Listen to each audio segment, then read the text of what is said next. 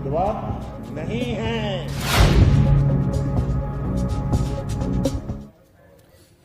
नमस्कार, मैं हूं आपके साथ अलीम अतहर। 23 जून को पटना में बीजेपी के खिलाफ विपक्षी दलों की बैठक होने वाली है, लेकिन इससे पहले विपक्षी दल विपक्ष के पीएम पद के उम्मीदवार के सवाल पर समाधान करने की कोशिश में जुटे हैं। शरद पवार के बयान के बाद अब जेडीयू के राष्ट्रीय अध्यक्ष ललन सिंह ने भी पीएम पद की उम्मीदवारी के कयास पर विराम लगाने की कोशिश की है और कहा है कि नीतीश कुमार पीएम पद के उम्मीदवार नहीं है और चुनाव के बाद पीएम का चुनाव होगा। हालांकि जेडीयू नेता अक्सर कहते रहे हैं कि नीतीश कुमार पीएम मटेरियल हैं। ऐसे में सवाल यह उठता है कि अगर नीतीश कुमार पीएम मटेरियल हैं तो पीएम पद के उम्मीदवार क्यों नहीं?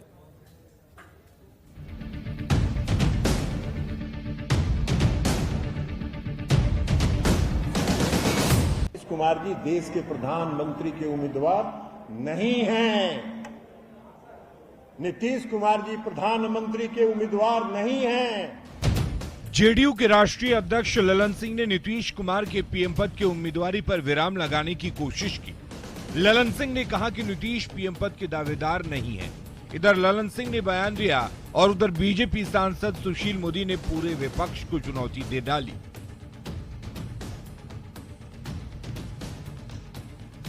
सुशील मोदी ने कहा कि अगर हिम्मत है तो पीएम नरेंद्र मोदी के सामने विपक्ष का चेहरा कौन होगा इसकी घोषणा करके दिखाए। हिम्मत तो करे ना घोषणा, कौन मुकाबला करेगा नरेंद्र मोदी को, उनको तय करना चाहिए, क्यों भाग रहे। विपक्ष को सुशील मोदी की चुनौती ने बिहार की सियासत में हलचल पैदा कर दी है। जेडीयू प्रवक्ता सुनील कुमार ने कहा कि 2024 में सत्ता जाने के डर से सुशील मोदी और बीजेपी के दूसरे नेता ऐसी बयानबाजी कर रहे हैं। माननीय नीतीश कुमार जी के विपक्षी एका के मुहिम की सफलता को देखकर भाजपा के बड़े बड़े नेता सुशील मोदी क्या, ये लोग हारने की आशंका से मानसिक संतुलन बिगड़ता हुआ दिख रहा है। 2024 में भाजपा सत्ता से मुक्त होगा, ये देख करके भाजपा के नेता सुशील मोदी जी और उनके बड़े बड़े नेता सत्ता जाने की आशंका में इस तरह की ऐसी बयानबाजी कर रहे हैं। वहीं आरजेडी प्रवक्ता शक्ति यादव ने 1977 का हवाला देते हुए सुशील मोदी को जवाब दिया। जदयू के राष्ट्रीय अध्यक्ष आदरणीय ललन सिंह ने ठीक ही कहा है कि चुनाव के बाद तय हो जाएगा तो इसका प्रधानमंत्री कौन होगा। 74 मूवमेंट जब हुआ था संपूर्ण क्रांति, बिहार की मिट्टी से वो लहरें पैदा ली थी, ये भूल गए क्या? उसमें प्रधानमंत्री तय हुए थे क्या चुनाव के पहले? देश में घोषित इमरजेंसी है, संघीय व्यवस्था पर हमला किया, संविधान को बदलने की बात की जा रही है, अध्यादेश तक राज्यों को कमजोर करने की कोशिश की जा रही है। सभी समान विचारधारा वाले दल एक मंच पर आए हैं। सुशील मोदी की चुनौती पर कांग्रेस की तरफ से भी प्रतिक्रिया आई। बिहार कांग्रेस अध्यक्ष अखिलेश सिंह ने कहा कि जब चुनाव होगा तब पीएम का चेहरा भी तय हो जाएगा। यह फैसला है, सभी पार्टी के लोग मिलजुल के जो स्ट्रेटजी बनाएंगे उसके अनुसार चीजें चलेंगी, आगे बढ़ेंगी। प्रधानमंत्री आज कोई थोड़ी ही चुना जा रहा है। विपक्षी नेताओं के बयान से साफ जाहिर हो रहा है कि चुनाव के पहले विपक्ष की तरफ से किसी चेहरे की घोषणा नहीं की जाएगी। ऐसे में सवाल है कि क्या बिना चेहरे के विपक्ष नरेंद्र मोदी का मुकाबला कर पाएगा।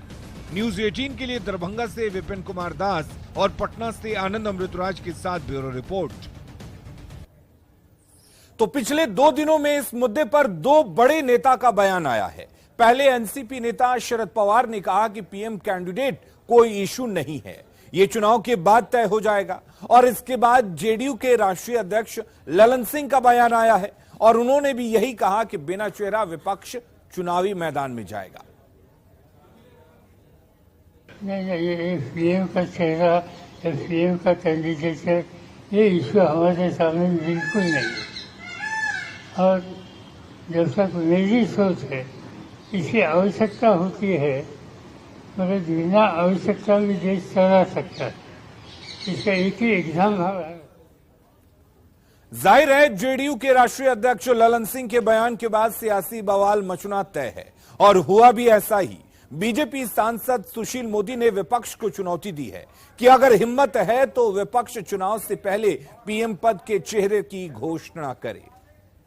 मत तो करे ना घोषणा, कौन मुकाबला करेगा नरेंद्र मोदी को? उनको तय करना चाहिए। क्यों भाग रहे हैं, क्यों डर रहे हैं? उनको लगता है कि विपक्षी एकता छिन्न विच्छिन्न हो जाएगी। अगर हिम्मत है तो विपक्षी एकता के नेता कौन होगा, इसका नाम तय कीजिए। नीतीश कुमार का हाल चंद्रबाबू नायडू जैसा होगा। 2018 में चंद्रबाबू नायडू ने एनडीए से समझौता तोड़कर इसी प्रकार विपक्षी एकता के प्रयास में लगे थे, और जब चुनाव हुआ 2019 का तो 3 सीट पर सिमट गए और विधानसभा में केवल 22 सीट पर सिमट गए। तो नीतीश कुमार की हालत चंद्रबाबू नायडू से भी ज्यादा खराब होने वाली है। और ललन सिंह के बयान के बाद डिप्टी सीएम तेजस्वी यादव ने एक बार फिर कहा है कि ना किसी को पीएम बनना है और ना किसी को सीएम बनना है, बल्कि उनकी प्राथमिकता सांप्रदायिक शक्तियों से लड़ने की है। आप लोगों को तो हम बोले ना किसी को सीएम बनना है ना किसी को पीएम बनना है, एकमात्र लक्ष्य है 2024 का मिल करके फिरका पर शक्तियों को देश से भगाना है। जो लोग देश को बर्बादी की ओर लेके जा रहे हैं, संविधान को खत्म कर रहा, लोकतंत्र को खत्म कर रहे हैं, वैसे लोगों को, जो लोग इतिहास को बदलना चाहते हैं, जो लोग दंगा फसाद जहर की राजनीति करते हैं, उन लोगों से हम लोगों को लड़ाई लड़ना है। उसकी तैयारी चल रही है।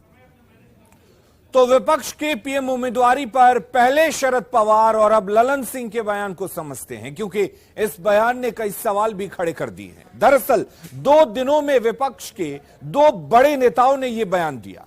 शरद पवार ने विपक्षी नेताओं को बिना पीएम उम्मीदवार चुनाव में जाने की सलाह दी। पवार ने कहा कि उम्मीदवार की जरूरत नहीं है और चुनाव के बाद पीएम उम्मीदवार का फैसला होगा। शरद पवार के बाद अब ललन सिंह ने बयान दिया।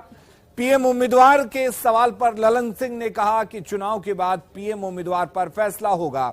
इसके साथ ही पीएम पद के लिए नीतीश कुमार की उम्मीदवारी पर ललन सिंह ने 2 टूक कह दिया कि नीतीश कुमार पीएम पद के उम्मीदवार नहीं हैं, जबकि जेडीयू नेता नीतीश को अक्सर पीएम मटेरियल बताते रहे हैं।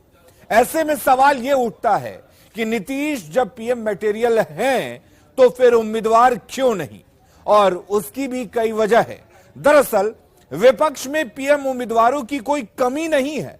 हर बड़ा नेता खुद को पीएम उम्मीदवार मानता है। कांग्रेस को राहुल गांधी के अलावा कोई दूसरा स्वीकार नहीं है। आम आदमी पार्टी केजरीवाल को पीएम उम्मीदवार बताती है।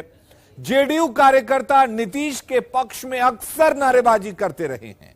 ममता बनर्जी भी खुद को पीएम कैंडिडेट मानती हैं। यानी विपक्ष में एक अनार 100 बीमार वाली स्थिति है।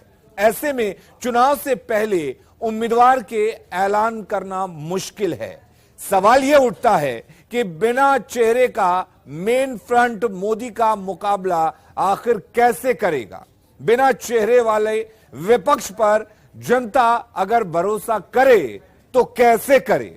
सवाल यह भी उठता है कि क्या चुनाव के नतीजों के बाद पीएम कैंडिडेट पर घमासान नहीं होगा। तो कुल मिलाकर विपक्ष के सामने चुनाव से पहले और चुनाव के बाद भी कई चुनौतियां हैं, जिसका सामना विपक्ष को आने वाले दिनों में करना होगा। इधर विपक्ष मेन फ्रंट बना रहा है, लेकिन मेन फ्रंट का चेहरा कौन होगा यह तय नहीं हो पा रहा। सवाल यही है कि बिना चेहरे का मेन फ्रंट क्या प्रधानमंत्री नरेंद्र मोदी का मुकाबला कर सकता है, और इस सवाल पर महागठबंधन और एनडीए के नेता आमने सामने हैं। तो कुल मिलाकर चुनौतियां पहले भी हैं, चुनौतियां बाद में भी हैं। विपक्ष को नीतीश कुमार एकजुट करने की कोशिश कर रहे हैं। 23 जून को इसको लेकर एक बड़ी बैठक पटना में होने वाली है। हालांकि यह बैठक टल भी चुकी है, लेकिन अब अगली तारीख 23 तारीख की तय हुई है, 23 जून की तय हुई है। लेकिन सवाल कई हैं और इन सवालों के जवाब ढूंढने के लिए दोनों ही पार्टियां, दोनों ही पक्ष आमने सामने हैं।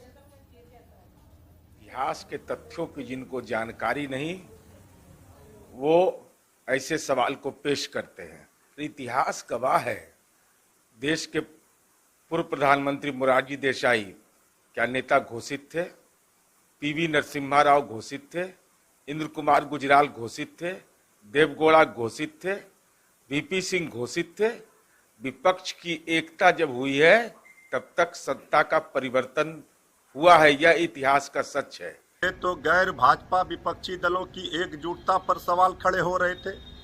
अब सबने देखा कि नीतीश तेजस्वी की जोड़ी ने जो बिहार से मुहिम शुरू हुई गैर भाजपा विपक्षी दलों की एकजुटता की वो रंग लाई। 23 जून को पटना की रैली में गैर भाजपा विपक्षी दलों के नेताओं की ऐतिहासिक बैठक होगी। तो समय आने पर नेता भी सामने होगा, पीएम पद का चेहरा भी सामने होगा। मोदी के खिलाफ लड़ने के लिए एकजुटता की बात कर रहे हैं। बैठक की तिथि तय होने के बाद अब इन लोगों के बयान अलग अलग आने शुरू हो गए। जहां कांग्रेस राहुल गांधी और प्रियंका की बात कर रही है। 23 तारीख को सभी नेता जुट रहे हैं पटना में, चाय पिएंगे, चर्चा भी होगी, लेकिन नेता तय नहीं हो पाएगा क्योंकि हर एक नेता का अपना महत्वाकांक्षा है। वो चाहे ममता बनर्जी हो, शरद पवार हो, स्टालिन हो, केसीआर हो, अरविंद केजरीवाल हो, सब हर एक नेता प्रधानमंत्री का कहीं ना कहीं दावेदार है। और यहाँ चुनाव चेहरों पे नहीं, व्यक्ति पे नहीं, चुनाव होता है सिद्धांतों पे, चुनाव होता है दलों के बीच में। और जहां तक रही बात मेन फ्रंट की, तो आज के दिन में इस देश में सिर्फ 2 फ्रंट हैं। एक राजनीतिक फ्रंट जो भाजपा और सरकार के साथ है, और दूसरा राजनीतिक फ्रंट जो इसके विरोध में है, कांग्रेस जिस फ्रंट की धुरी है।